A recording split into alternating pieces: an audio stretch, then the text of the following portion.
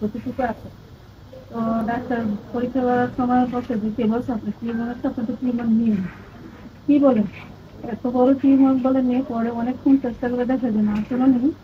তারপরে আমি কি করলাম, আল্লাহর কাছে চেয়ারে গেলাম, ধারের জন্য দোয়া করলাম। আসসালামু আলাইকুম, আমি ডাক্তার তাহমিনা আক্তার জয়া, ডিএইচএমএস অনকোর, ঢাকা ইউনিভার্সিটি।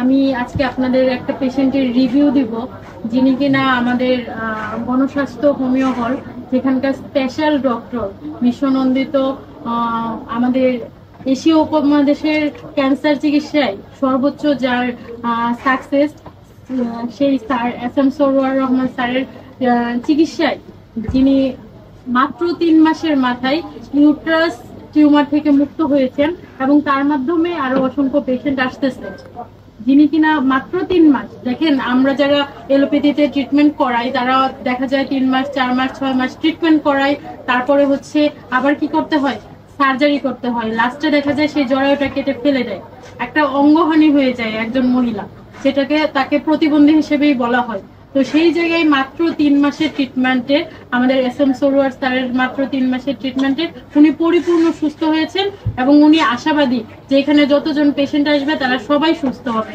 তো আমরা একটু আজকে ম্যামের কাছে চলে যাব যে উনি এখানে ট্রিটমেন্টটা কিভাবে জেনে এসেছিলেন এবং কিভাবে সুস্থ হলেন, পূর্ণ চিকিৎসা প্রক্রিয়াটা। ম্যাম, আপনার নামটা?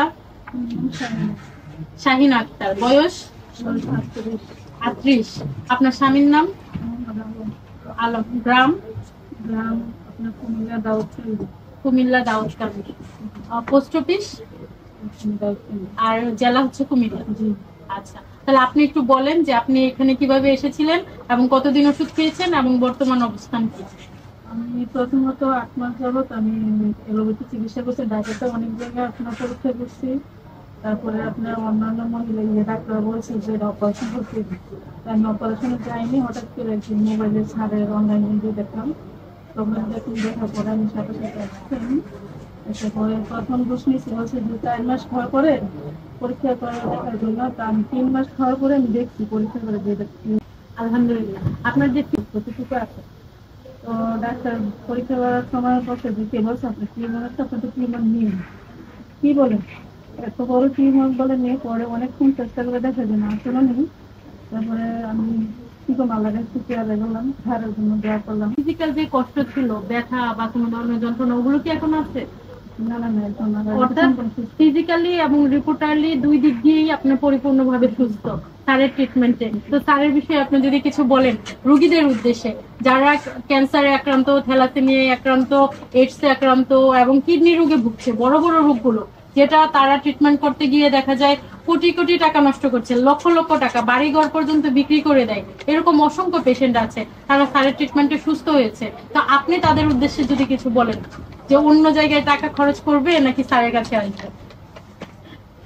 আমি যতটুকু সম্ভব, মানে আমি ঠিক হয়েছি সেই জন্য আমি আমার আত্মীয় স্বজন বা আমার যে প্রতিবেশী আছে যে তাদের সবার সাথে আমি আলোচনা করার পরে সবাই এমন আরো 4-5টা রুগী আসছেন আমার পরে।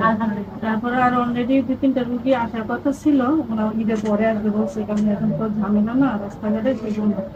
কিন্তু আপনার আমি আল্লাহর কাছে দয়া করি যাতে স্যারেরও যাতে আল্লাহ ছিল সবাই সুস্থ দান করো। আপা আজকে আসলে ওনার হাজবেন্ডের জন্য ওষুধ নিতে আসছে, ওনার হাজবেন্ডও শীঘ্রই সুস্থ হয়ে উঠবেন। তো আজকে আমি একটু স্যারের কাছে চলে যাচ্ছি এখন। স্যার, আমাদের এস.এম. সরওয়ার স্যার ক্যান্সার গবেষক, যিনি হচ্ছেন সাকসেসফুলতার সাথে এখন পর্যন্ত প্রায় 5,500 পেশেন্টের রিভিউ কেস আছে আমাদের ইউটিউবে, গুগলে, তারপরে হচ্ছে ফেসবুকে। তো স্যারের কাছে আমি রোগীদের উদ্দেশ্যে কিছু বলার জন্য অনুরোধ জানাচ্ছি। প্রথমে ধন্যবাদ জানাই, ডাক্তার সাহেব অত্যন্ত সুন্দরভাবে উপস্থাপনা করেছেন ম্যাডামের কেসটাকে। আমরা বলবো যে ক্যান্সার, কিডনি, থ্যালাসেমিয়া, এইডস, এই 4টি রোগকে এখন মরণ ভীতি বলা হয় এবং চিকিৎসা তো কয়েক লক্ষ টাকা মাসে প্রয়োজন হয়। আর এছাড়াও টিউমার বা অস্ট্রোপাইলস গ্যাস, এই সমস্যাগুলি হলে অপারেশন করতে হয়, অপারেশন করার পরও আবার হয়ে যায়। কিন্তু উনি যে ওষুধের দ্বারা কমছে এবং ডাক্তার বিশ্বাস করতেছেন যে আগের রিপোর্ট আর এই রিপোর্ট ওনার রিপোর্ট না, এই যে অবিশ্বাসজনক ভাবে ভালো হয়, এটা স্থায়ী ভাবে ভালো হয়ে যায়। কাটলে আমরা স্বাভাবিক যে কোনো গাছ, আপনি একটা কচুরেও দুটো কাটেন, এটা আবার বেড়ে যায়। গাছের আম গাছে যদি কাটেন দেখবেন যে ডালটা আপনি কাটছেন সেটা 3 দিকে ডাল দিয়ে বেরোবে। আপনি যে কোনো গাছ একদিকে কাটলে হয়তো একদিকে আবার বাড়বে, অথবা আর 3 দিকে বাড়বে। এতে কাটা কোনো সমাধান নয়। কেন এই রোগটা হলো সেটাকে স্থায়ীভাবে সমাধান করা হলো মূল বিষয়। তো আমরা হোমিওপ্যাথিকে বলে থাকি সিমিলিয়া সিমিলিবাস কিউরেন্টার, সাদৃশ্যে ব্যাধি মুক্ত। Homeo treatment is the treatment of patient, not the patient but the disease, not the disease but the symptom. Homeo চিকিৎসা যদি ফর দ্য পেইন মেডিসিনকে ফর দ্য পেইন আপনার রোগীর সাথে অ্যাডজাস্ট করা যায়, তাহলে যত বড় রোগী হোক ভালো হয়ে যায়। আমরা একসময় বলছি যক্কা হলে রক্ষা নেই, একসময় বলছি টাইফয়েড হলে কোনো না কোনো অঙ্গ চলে যাবে, একসময় আমরা বলছি বসন্ত হলে সমস্ত শরীর পচে যাবে। এবং আপনারা জানেন আমাদের একজন নবীকেও বসন্ত রোগের জন্য পাহাড়ে নেওয়া হয়েছে। তো এমনি ভাবে আপনার ডায়রিয়া হলে গ্রামের পর গ্রাম মানুষ মারা যেত। আজ কিন্তু সেটা কোনো রোগ নয়। আমি বলি যে ক্যান্সার, কিডনি, থ্যালাসেমিয়া, এইডস রোগ সেটাও কোনো রোগ নয়, সম্পূর্ণরূপে সুস্থ হয়। আপনারা আমাদের সাথে যোগাযোগ করার জন্য শনি রবি সোম সকাল 10টা থেকে বিকাল 5টা পর্যন্ত জাতীয় মসজিদ বাইতুল মুকাররমের উত্তর মেইন গেট আল্লাহু লেখা বরাবর বাইতুল ভিউ লিফটের 11, আর মঙ্গল বুধ বৃহস্পতি হবিগঞ্জ শ্মশানঘাট, হবিগঞ্জ এখন নতুন বাস স্ট্যান্ডে আমাদের টোটাল 7 তলা নিয়ে একটা হাসপাতাল করা হয়েছে, সেইখানে দেখাইতে পারবেন সকাল 10টা থেকে বিকাল 5টা পর্যন্ত।